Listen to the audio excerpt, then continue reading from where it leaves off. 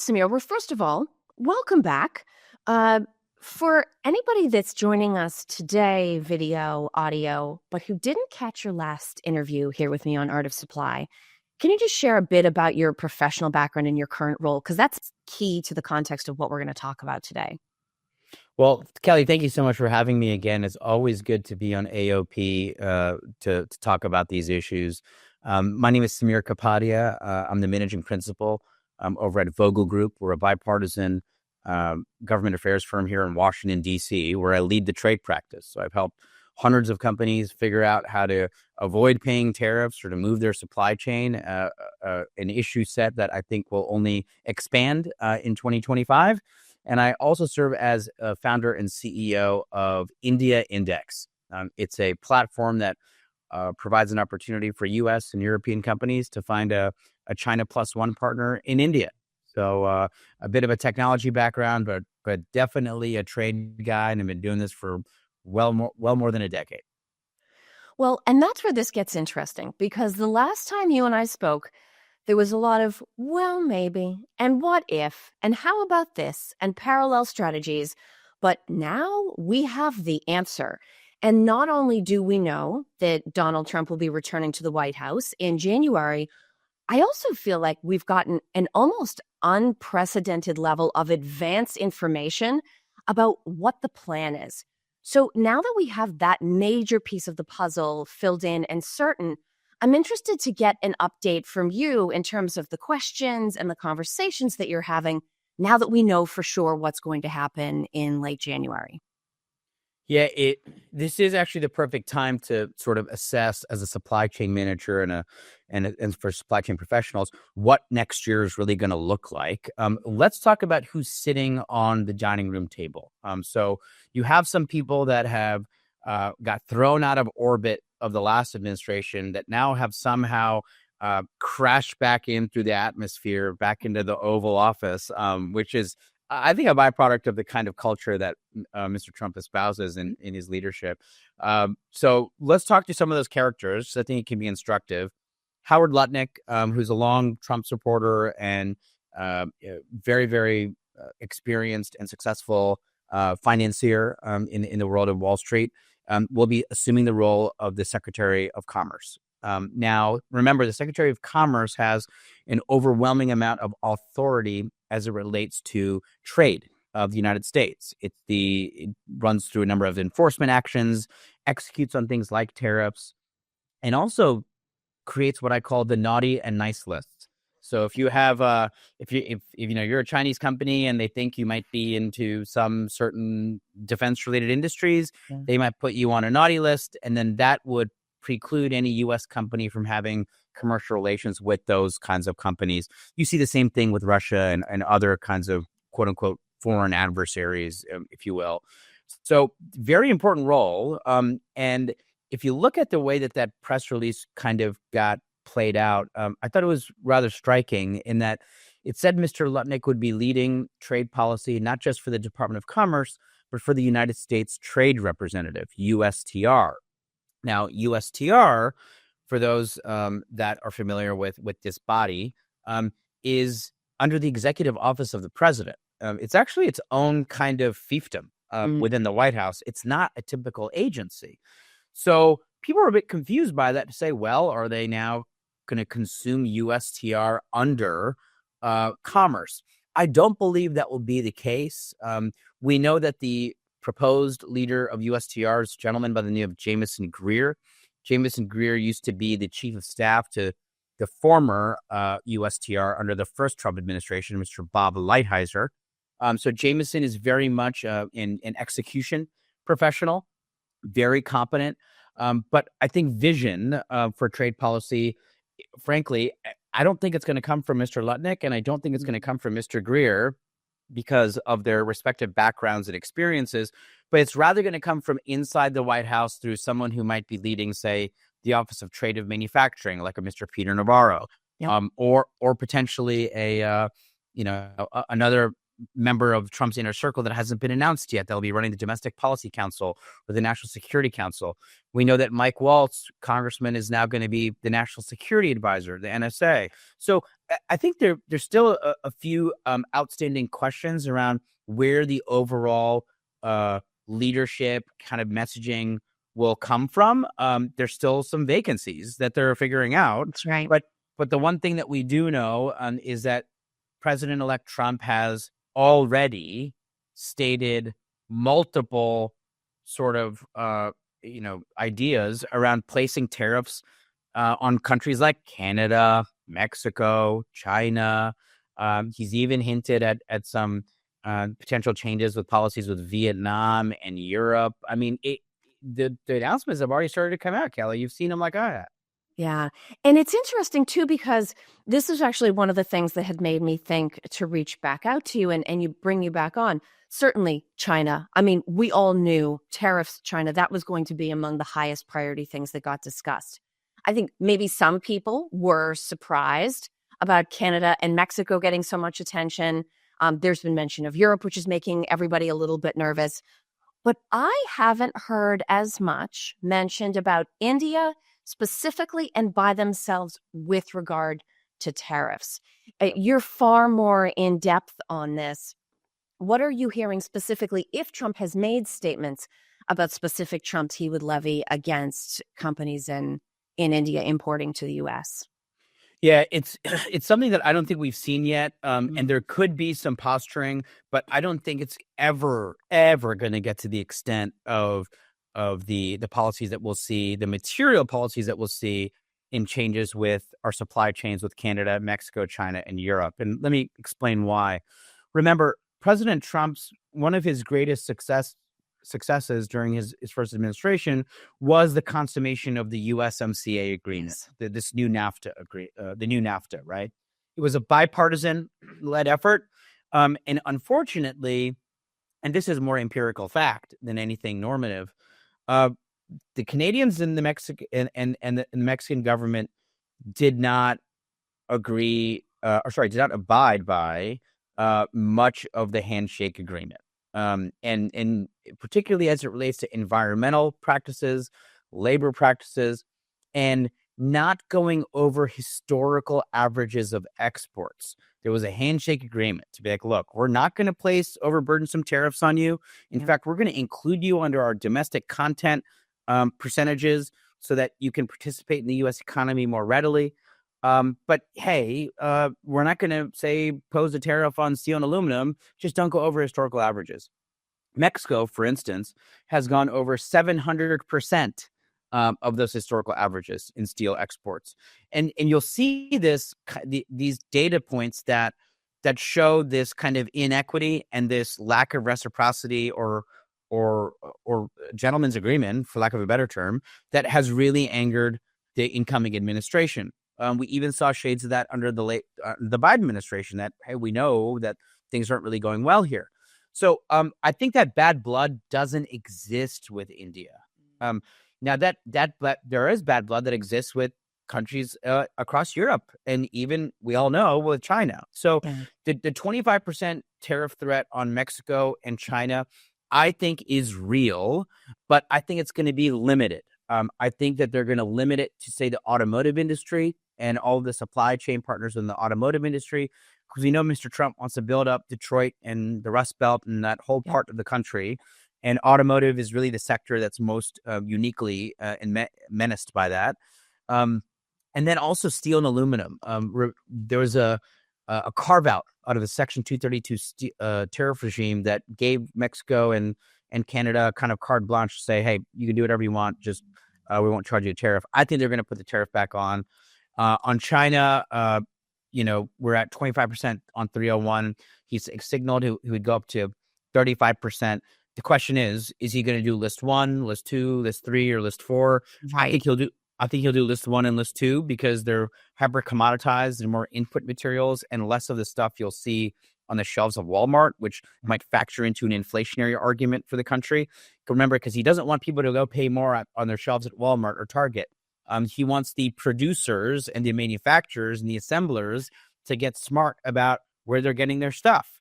And that's really list 1 and 2.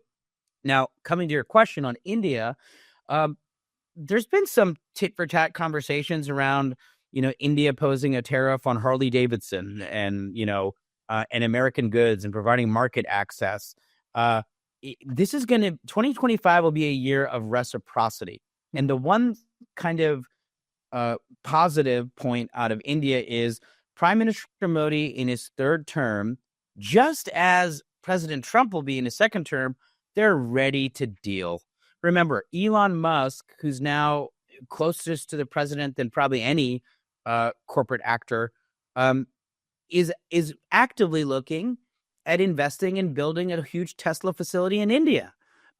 Trust me, that's going to come with some politics, and that's going to come with some negotiating. And so, if anything, I think we'll see within the first 2 quarters a lot of cooperation and pledges of reciprocity between the 2 countries, to a point that you just simply won't see that with Mexico or with Canada. In fact, what you're seeing in places like Canada, France, Germany are potential ousters of their heads of state, because the societies are realizing, hey, whoever's running these negotiations with President Trump, they ain't cutting it.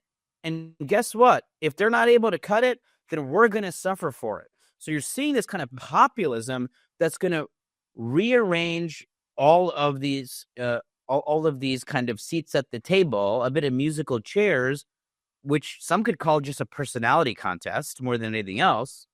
But who really impacts? It's the companies, it's the supply chain managers, it's all of us who's trying to figure out, what do we really do here? So I think we got our work cut out for us, Kelly. Well, I appreciate your mention of deal making. And one of the things that I keep reminding myself, and I've brought it up in a lot of the conversations I've had, especially about tariffs, sometimes a tariff is a tariff, and sometimes a tariff is just the first volley in what Trump expects to be a lot of back and forth.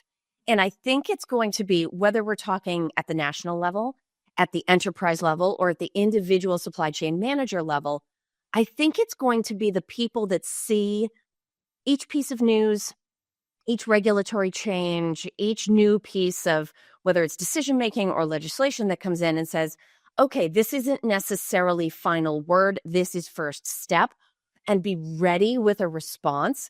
I think that creates a really interesting scenario where, as much as we hear, oh my goodness, massive tariffs, that doesn't mean all of that's going to play out. I mean, Trump also offered for Justin Trudeau to become the governor of Canada as the 51st state, right? So we know that it's not necessarily a literal policy position, every single thing that's being rolled out. There are a lot of things that are being resolved between now and late January, and even beyond that we don't know where they're going to end up yet. It's a fair point, but let me put it this way. I don't think a 2nd term Trump is going to be around about virtue signaling. This is his last chance. Yep. He understands government a lot better than he did first term, and he's circling himself around people that have very clear vision around how they want to create efficiencies and to make changes in policy to make the United States more globally competitive. I don't think they're messing around. And so when you see 25% threat tariff on Mexican exports, my lots of experience in Washington tells you, take it seriously. And the other thing to consider, and this is how you can read the tea leaves into where you might find more veracity in those statements. Follow the money. If you look at what happened under Trump 1, when those initial tariffs came out, you saw a lot of Chinese investment in other countries. Vietnam, Singapore, Mexico.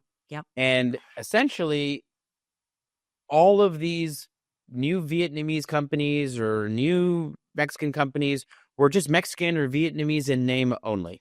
Ultimately, all roads led back to Beijing. Yeah. In fact, I've heard stories from some of our supply chain managers that are part of the India Index network, that they'll travel to various towns in Mexico that don't look like Mexico anymore. Let's put it that way. Okay. Um, and so the Department of Commerce, specifically the Bureau of Industry and Security, is very aware of this brazen Mm. trade circumvention these brazen trade circumvention strategies, meaning China is going to get out of being subject to these tariffs or to be part of that reality by just investing in another country that's not subject to it, and the U.S. corporates or the European corporates using that as an advantage. And we talked about this on our last podcast together, as a way to ease the pain, which once again I think in the long term is not going to afford you the right to be on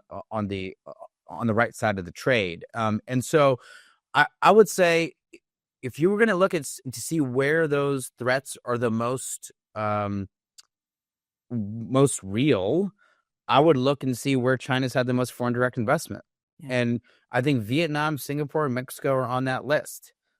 India's quite low on that list. That's right. And that is something we had talked about last time, that's one of the things that distinguishes them as a good sourcing location that is truly separate and distinct from China. Completely. And look, there's always going to be some kind of case by case basis of, well, we need this certain IP, or well, we do want to partner on this thing. But I mean, there's been a level of increased distrust between governments of the United States and Vietnam, United States and Mexico, and others around this sort of unspoken symbiosis, unspoken foreign direct investment, where there's kind of a looking the other way type philosophy. I think that show's about to end really quickly, and it can come in a number of different forms. But the United States government, particularly under a Trump 2, doesn't like to be hoodwinked. They take it personally, and they act quickly and unilaterally. They're not gonna rule through committee. Let me put it that way. So I'm saying that for those in the supply chain community, and we're all nerds in that world, but I read those tweets and I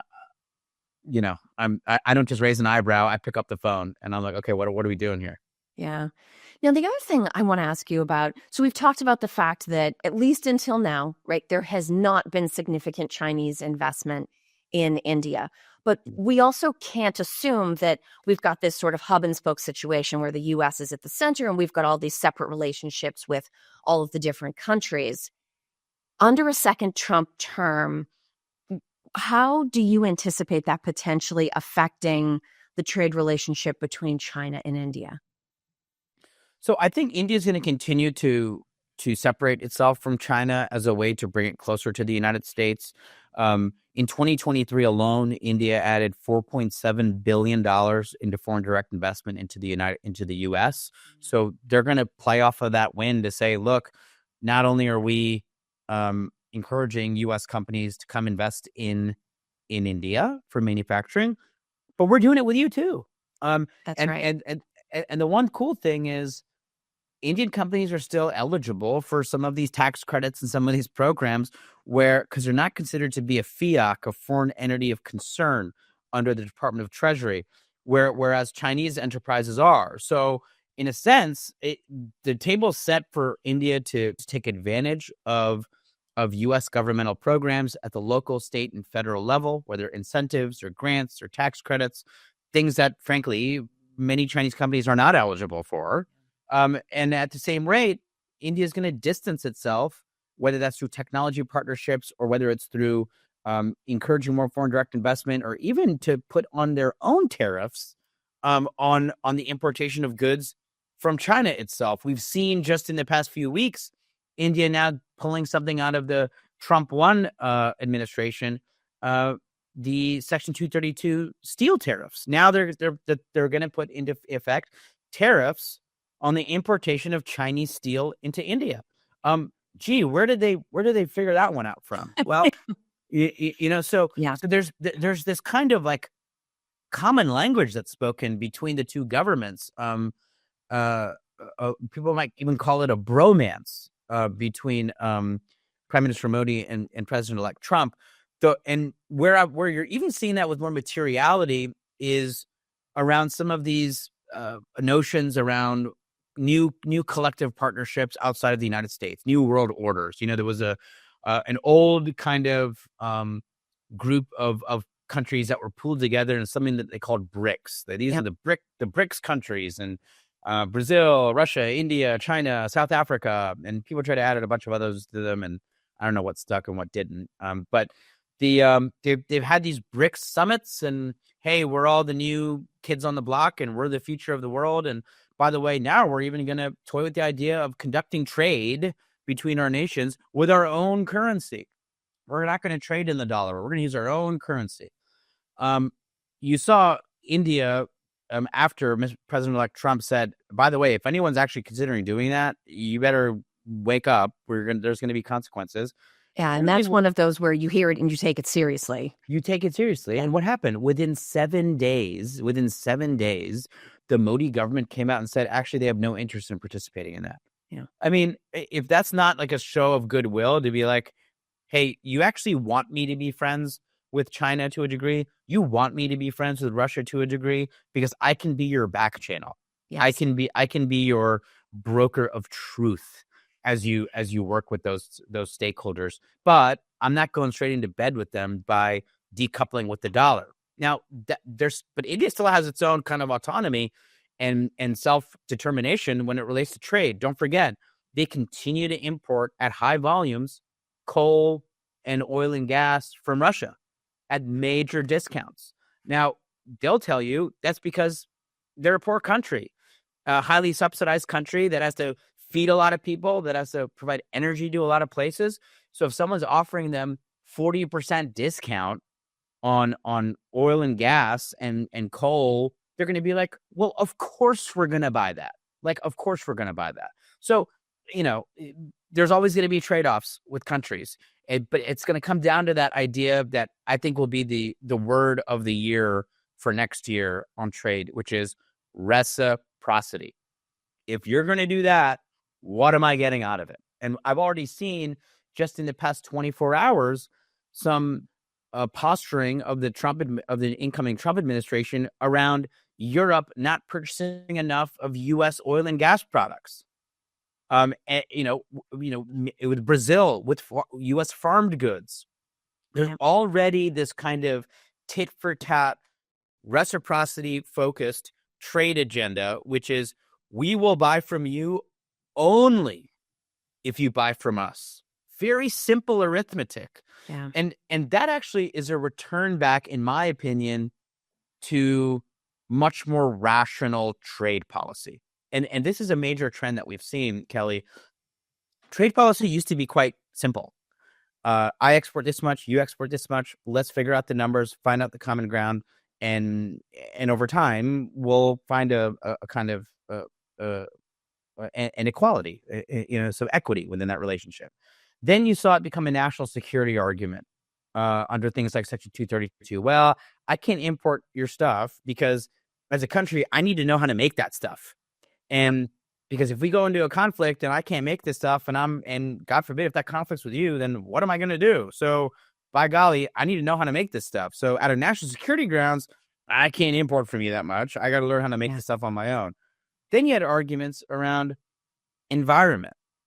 Hey, your carbon footprint's just much bigger than mine. And I need to rebalance the arithmetic here because my cost of production is higher than yours. So I'm putting a tariff on you to level the playing field because you just simply don't care about the things I care about. So environmental policy is going to dictate trade. Then you have things like labor policy. Well, I'm just not sure that factory that you have there are being operated by people that really want to be there or people that are being paid to be there. Yeah, or being treated well while they're there. Yeah, precisely. Labor. And so your attention to detail on these things is a human rights issue. And I'm not going to import you on the basis of human rights. Like, no, I'm not. And then I thought it was remarkable on this Canada-Mexico announcement. We saw that the threat on the 25% tariffs was actually funneled through an argument around fentanyl. Yeah. And it said, you guys are bringing fentanyl into this country, which I think is just, honestly, it's just a backdoor argument for immigration. It's just saying we're going to make trade policy on the basis of immigration now. That's what it was. Which was adding to your list, right, of all these different things that end up influencing trade policy. Immigration is not necessarily related, but it is connected. It's connect, and so that's becoming the reciprocity. Like, if you're not going to do what I think you should do with the environment, if you're not going to do what I think you should be doing with your labor policies, if you're not doing what I think you should be doing with your immigration policies, then I'm going to impose a tariff. Now, I think Trump too will have some of the same kind of elasticity in definition. I think we'll see this kind of, I think immigration is the beginning. We might see 4 other different rationale come out over the next couple days. Who knows? But the overwhelming kind of return to arithmetic, I think, brings some sanity to the process, which is just, I'm looking at the import export numbers, and it ain't working, and we have to figure out a way how to make it work or tighten the gap. And I think for anyone in the supply chain industry, understanding that data and seeing where that's possible is going to be much more instructive than just, reading every tweet. Yeah. Well, and I do think, too, you talk about a return to rational decision making around trade policy. It is, in a way, a nationalization of some of Adam Smith's classic, like, everybody is going to do what is in their own best self-interest. And you can look at that 2 ways. You can look at, okay, we're looking at your situation and we see what you think is in your own self-interest. And so that's what you're going to do. But also, if we change conditions so that we're able to push what you see as in your own best self-interest to something else, then you can use that system the other way to ultimately drive the decisions, drive the behaviors, drive the outcomes that you're looking for. And it'll be interesting to see, you talked about India coming out and saying, nope, hey, we're not looking to compete with the US dollar, right? A recognition that the opportunity at hand could be a massive and lasting one. Let's start to look at whether they're ready. So if we're looking at manufacturing in India, this is clearly an enormous opportunity for India to seize a lot of that volume that's been going to either China or countries where China has invested to be able to make it look like the supply chain is going elsewhere. Do you think India is going to be ready to seize that opportunity on the timeline that it's likely to exist on? So do I think they can achieve it? Yes. On the timeline, no. And everyone talks about all the plus points of India. I certainly do. But I'm not going to waste time doing that with the audience today. Let's talk about what they're doing wrong. Let's talk about where they need improvement and where those challenges are and how they're addressing them. So they're not keeping on pace in terms of exports. India's share of world exports have only modestly increased over time into 1.7% to 1.9% from 2018 to 2023. So 0.2% difference over 5 years. Like, that's minuscule. Whereas China went from 12.9 to 14.9. So literally, 10x the growth rate in exports coming out of both countries. Now, that might have to do with the infrastructure and setting up operations to achieve economies of scale more readily, where if I've already got the factory, I just add a few more product lines in and I can train people much faster. So yeah, there's some underlying economics to that compound average growth rate. But let's just be frank, they're not growing exports fast enough. Okay. So how are they going to do to address that? It might correct itself over time, but that's a challenge. The second thing is they still have a trade regime that imposes stringent tariffs on imports. They do. And I think the next, call it, 4 years, 5 years of Indian trade policy is not going to be about putting more tariffs on. It's going to be about reducing tariffs or removing tariffs. Where are they going to pick their spots to remove or reduce? And can they make the economics work out on the FDI to put together these industries more thoughtfully? I don't think they fully figured that out. And many times there's a kind of analysis paralysis, which does not follow the timelines of the commercial banks that lend to projects that operate in that geography. So, if I'm going to give a loan to a Fortune 500 to go and do something in that part of the country, in part of the world, I want to have a sanity check that there's a good prospect of repayment on a timeline that makes sense. Um, I I think there's always going to be an idea that prospect of repayment is feasible, but the time is never really certain. So they're not solving that correctly. The other thing is they have about 1,800 outstanding infrastructure projects that are all behind schedule and cost overruns of at least 17%. So, is that mismanagement? Yeah. But when you're trying to do so much at once, Yeah. are things going to be slower and are things going to be more challenging? Sure. But you can't turn that into a larger habit. And we've all seen on LinkedIn or on Reuters or on 60 Minutes, hey, look, here's how different India looks now than it was 10 years ago.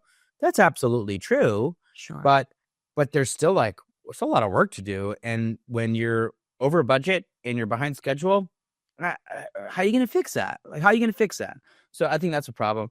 The last thing is, and this is what is probably most unsettling for foreign direct investors that want to create their own contract manufacturing operations in India, is the lack of training with the labor force. Okay. There's skill gap stuff there. There's real skill gap stuff there. So are you going to go and put in all that time and all that effort to make it work? That's the trade-off. I think what's going to sidestep some of these challenges are going to be traditional joint venture agreements, and they're going to be in critical sectors. Like last time we spoke, we kind of prognosticated around where we might see activity in that ecosystem. And I was very pleased to see just a few weeks ago, one of the companies in the India Index network, JSW Group, they entered into a joint venture agreement with Shield AI, a US-based drone manufacturer. And so, and we talked about it. We said, well, where are we going to see this? And we said, well, defense, advanced technology, that's an area where we might see some more cooperative agreements, because they serve a number of masters. You can sell to governments, you can sell to other governments, you can get cost arbitrage. That there's a kind of a geopolitical and national security protective element to the business model. It has legs, and governments are willing to wait longer than, say, commercial enterprise. And all the meanwhile, Apple is still fully investing across the value chain. Yeah. The iPhone production there, although it was a little difficult to get out of the gate, there was some factory fires and some other things.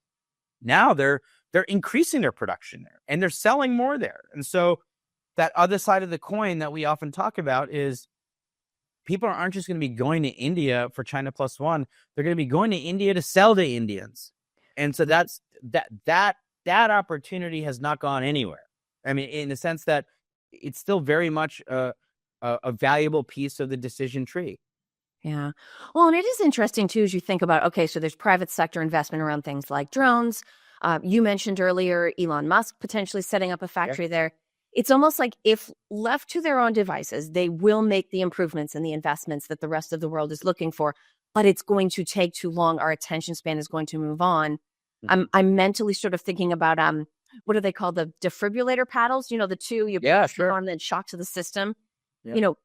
Public sector on the one hand, somebody like Elon Musk in the private sector on the other hand, you almost need a shock to the system like that can then reverberate. So you have somebody that experiences that, assuming it's successful, that then goes and works next door and says, hey, everybody, this is what we need to do based on what I learned.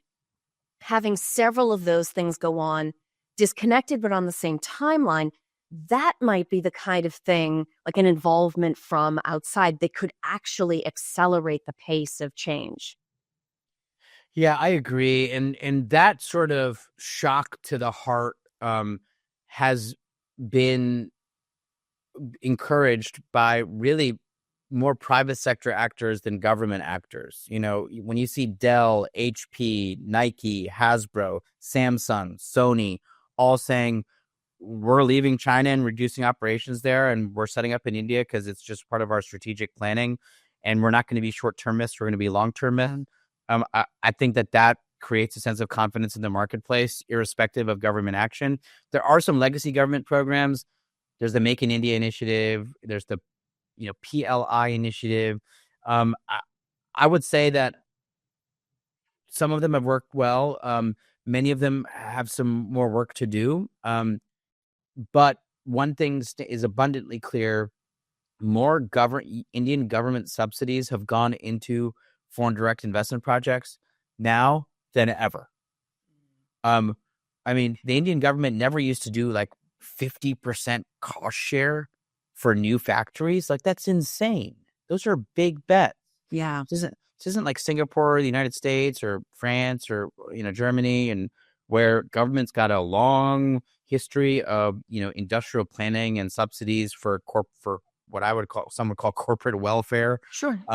And but India's starting to get into that, and they're putting their money where their mouth is. So the question is, what could further enhance that kind of activity to bring timelines shorter? I don't think anyone has an answer to that right now, but it could be one of the most obvious things, which is a free trade agreement between India and the United States. If they're able to execute upon a free trade agreement or a pseudo free trade agreement where there's this sense of direction in how public policy is going to be run, and where the lines are with trade barriers and where there aren't, and then that would create the fluidity to buoy all of those ships in that harbor. So I think everyone's going to be waiting on pins and needles to see whether 2025 or potentially 2026 is a year where we see a material U.S.-India trade deal.